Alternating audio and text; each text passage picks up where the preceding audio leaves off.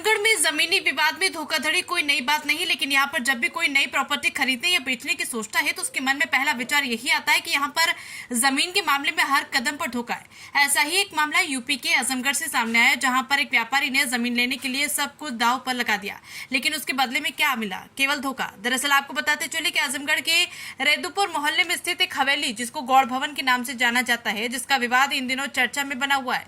दरअसल आजमगढ़ के चौक क्षेत्र के सब्जी मंडी मोहल्ले के रहने वाले विशाल गुप्ता व उनकी पत्नी मंजरी गुप्ता ने आजमगढ़ की रजिस्ट्री ऑफिस के अधिकारियों पर गंभीर आरोप लगाया, जिसको जानकर आपके पैरों तले जमीन खसक जाएगी। दरअसल मंजरी गुप्ता के अधिवक्ता सर्वेश लाल एडवोकेट ने मीडिया को जानकारी देते हुए बताया कि रेदोपुर स्थित गौड़ भवन के स्वामी द्वारा अपनी जमीन को बेचने के लिए कई सालों से प्रयास किया जा रहा था, जिसको 2014 में वाराणसी के प्रॉपर्टी डीलर किस्म के लोगों को मुआयदा बय कर दिया गया। जब प्रॉपर्टी को बनारस की प्रॉपर्टी डीलर द्वारा नहीं बेच पाया गया तो उन्होंने इस प्रॉपर्टी को लेने से इनकार कर दिया, लेकिन गौड़ भवन के भूस्वामियों के पास उसकी भरपाई करने के लिए पैसे नहीं थे। तो मंजरी गुप्ता और उसके पति विशाल गुप्ता ने एक एग्रीमेंट के आधार पर उसके पति को लेने के लिए लगभग 31 लाख रुपए गौड़ भवन के मालिक को दिए, जिसके बाद गौड़ के भूस्वामियों ने बनारस की प्रॉपर्टी डीलरों का पैसा वापस किया और मंजरी गुप्ता को प्रॉपर्टी देने पर सहमति बनी। लेकिन कुछ दिन बीतते ही एक बार फिर गौड़ भवन के भूस्वामी द्वारा धोखाधड़ी करते हुए एक बार पुनः प्रॉपर्टी डीलर को जमीन के 4 हिस्सों में मिलाकर बेनामा कर दिया, जिसके बाद मंजरी गुप्ता व उनके पूरे परिवार में मानो भूचाल सा गया। फिलहाल अभी पूरा मामला दीवानी न्यायालय में विचाराधीन है। जल्द ही कोर्ट से कोई अग्रिम सुनवाई की जाएगी, लेकिन इस पूरे मामले में रजिस्ट्री ऑफिस की तरफ से बेहद हैरान करने वाली भूमिका अदा की गई है। जिस जमीन की मालियत फरवरी 2024 में लगभग 13 करोड़ के आसपास थी, उसी जमीन की मालियत अप्रैल 2024 में घटा करके लगभग 6 करोड़ कर दी गई। सूत्रों के मुताबिक पता चला कि रजिस्ट्री ऑफिस में कई सफेदपोश लोगों के दबाव में आकर इतने बड़े खेल को अंजाम दिया गया है। मैं सर्वेश लाल एडवोकेट सिविल कोर्ट आजमगढ़।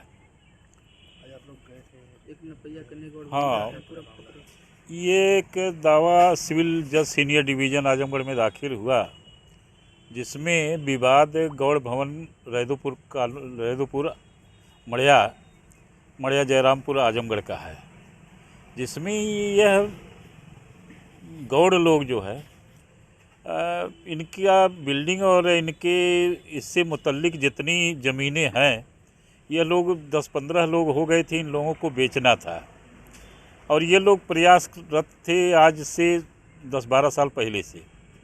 तो एक बनारस का कोई प्रॉपर्टी डीलर टाइप आदमी इन गौड़ भवन के लिए मुआहिदा बय सन 14 में लिया था, लेकिन वह बेच नहीं पाया और उसने अपना क्लेम छोड़ दिया था और वो अपना पैसा वापस मांगा। गौड़ लोगों के पास पैसा नहीं था, तो गौड़ लोगों ने यह श्रीमती मंजरी गुप्ता से यह हुआ, बातचीत हुई। उन्होंने कहा कि मैं पैसा बनारस वाले प्रॉपर्टी डीलर का वापस कर देंगे, केडी अग्रवाल का, और मैं इसको ख़रीदने के लिए तैयार हूं। और उसके तहत इन्होंने जो है केडी अग्रवाल का सारा पैसा वापस किया और गौड़ लोगों को भी पैसा दिया, और उसके बारे में एक शपथ पत्र भी इन्होंने दिया मुआहिदा बय कि हम आपको बेचेंगे। अभी क्या है? अभी आप क्या है? अब यह हुआ कि न्यायालय में मुकदमा दाखिल हुआ और न्यायालय ने कहा कि मौके की स्थिति आप ले आइए और इसके बारे में स्टे पर सुनवाई आगे इसी मई में आखिरी हफ्ते में रखी गई है, जिस पर बहस होगी। हम लोग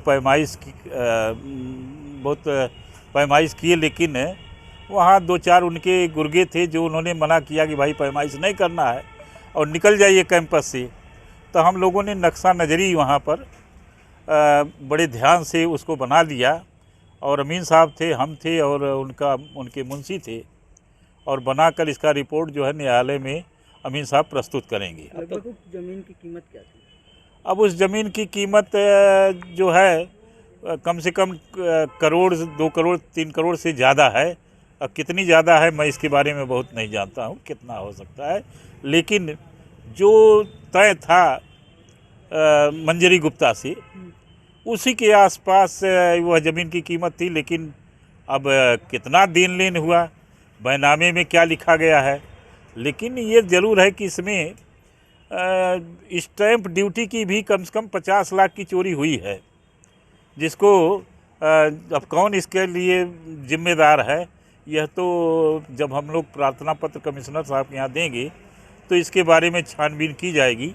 लेकिन स्टैम्प की भी चोरी हुई, फ्रॉड हुआ, धोखाधड़ी भी हुई और गैर कानूनी काम भी हुआ, और हम लोग मेहनत से मुकदमा इस पर लड़ेंगे, निश्चित तौर से मेहनत से लड़ेंगे। और हम जानते हैं कानून है कि सुप्रीम कोर्ट ने यहाँ तक कहा कि जुबानी मुआहिदा बै का भी वह कानून से मान्य है और उसके आधार पर दावा डिग्री हो सकता है। आजमगढ़ से कृपाल सिंह की रिपोर्ट।